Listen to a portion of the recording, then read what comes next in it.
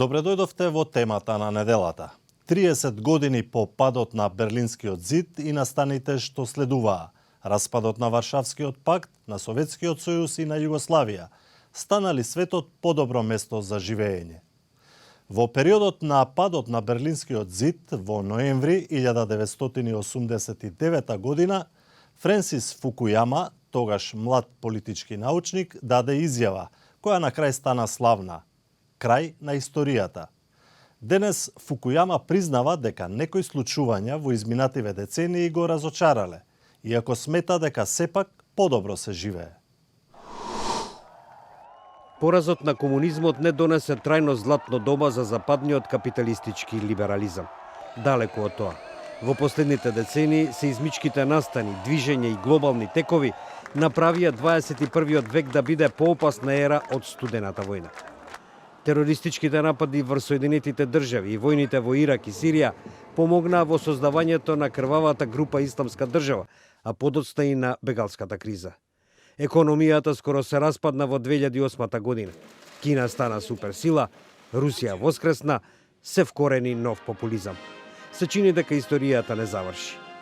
Денес Фукујама признава дека некои случувања во изминативе децении го разочараат. So we're in a difficult period where democracy is under attack rather than on the move. Во првите години по паѓањето на зидот се родија нови земји, а Германија повторно се обедини. Но војните и конфликтите избувна откако се распадна Советскиот сојуз и почна постколонијалното порамнување на долговите. Југославија, растргната со насилство и раселување, се распадна во нови држави. Потоа дојде 11 септември. Ал-Каида го помести тероризмот на никогаш претходно видено ниво. Како одговор на тоа, Вашингтон го нападна Авганистан и ги собори талибанците кои му беа домаќини на Осама Бин Ладен, додека го ковал заговорот против Западот. 18 години подоцна Соединетите држави се уште се таму. Војната во Ирак се засноваше врз лажни разузнавачки податоци дека Садам Хусейн, кој беше поддржуван од Вашингтон против Иран, поседувал оружје за масовно уништување.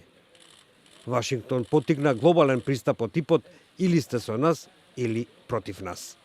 Фукујама смета дека војната во Ирак ја подкопа американската политика широк светот, додека финансиската криза во 2008 година го подкопа американското тврдење дека воспостави добар економски меѓународен поредок.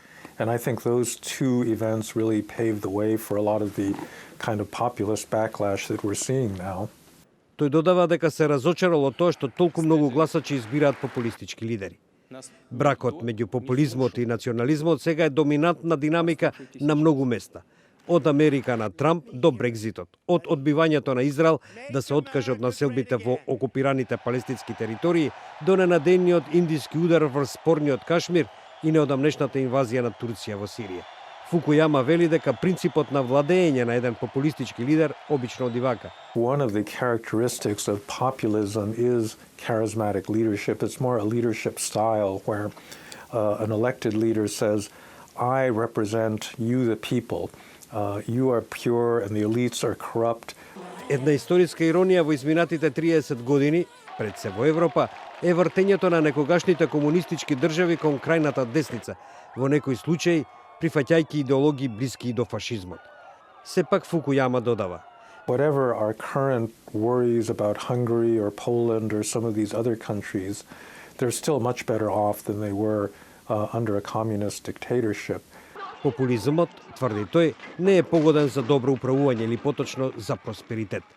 Затоа тој се уште верува од и воспоставените демократски институции ќе продолжат да работат.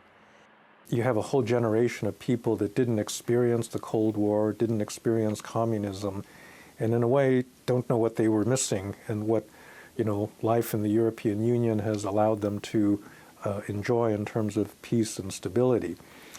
So that's one of the ironies of history, that in a way, by forgetting how bad things were, we allow them to get bad again.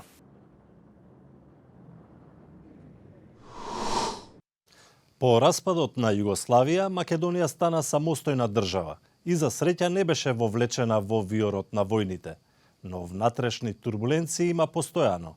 Плурализмот донесе главно доминација на две партии, кои се менуваа на власт во овие речиси 3 децении. Граѓаните не се задоволни од нивното владење, пред се во поглед на животниот стандард.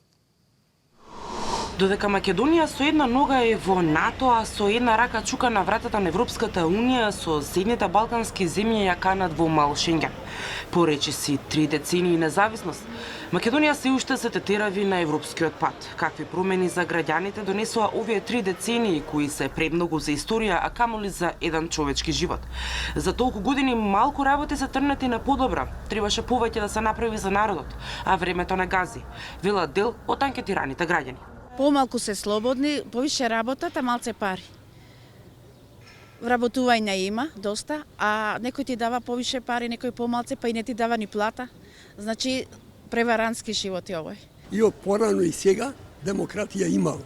Меѓутоа, сега е малце поизразена, вие медиумите известувате повеќе што се случува во државата на било кој план и затоа мислам дека има демократија. Има. Па порано не си смел да кажеш за некој нешто, одма ќе те затворат. Сега збори јавно полица за кого сакаш, не премиер, не председател, бреќе го никој ништо не ти вика. Стандардот е низок. Општо гледано, секаде, во сите градови, стандардот е низок. Мислам, не можам да одвојам негде дека е повисок, понизок, сегде е низок.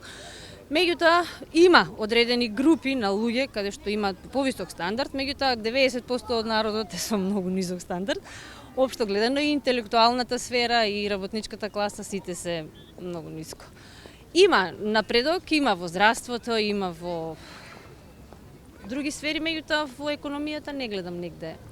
Политичките елити и институциите не беа на нивото на историскиот предизвик да ги остварат суштинските стремежи на едно современо и демократско општество. Најчесто премиерите беа популисти, заклучуваат анкетираните граѓани. Во изминативе 30 години не уништило, не. Значи кој доде подобро например да ни направи нешто за народот. 40 години сите кои да доде си за иста политика водат. Образование и се друго, не знам што друго да кажам. И кој да дојде, па истите ќе бидат. Се жива превара се. Порано вика превара во 100 чекора, сега превара во 1000 чекора се. За 3 децении државава помина многу политички кризи, од кои еден конфликт. Избори секоја втора година, па се до решавањето на спорот за разликите околу името со Грција и соседските односи со Бугарија. Председателот на невладината Актис, која има за цел да го наблюдува воведувањето на европските стандарди во државава, Александар Цветковски, вели дека овој бурен политички период не остави доволно простор за внатрешно квалитетно општествено уредување. Порано имавме идеологии до 90-та година, пополека ги рушевме, пополека ги еманципиравме, но не стасавме да ги еманципираме заради сите оние настани кои се случија. Омое, од тогаш школата тргна надолу. Значи, штом падне образованието, како ќе се менувате? Можете да се менувате само на полош. Ако постојано имате падна стандардите во политиката, падна политичката култура и падна медиската писменост, сето тоа заедно нас не доведе овде кај што сте. Тој објаснува дека и за изминативе 3 децении може да бидеме задоволни со растот на економијата. Параметар за тоа е растот на буџетот од 700 милиони евра во 1997 година до 4 милиарди евра буџет за 2020 година. Но од друга страна, најдевастирани сегменти во општественото живење се образованието и судството, како и владењето на правото, каде што спрегата со политиката никако да попушти.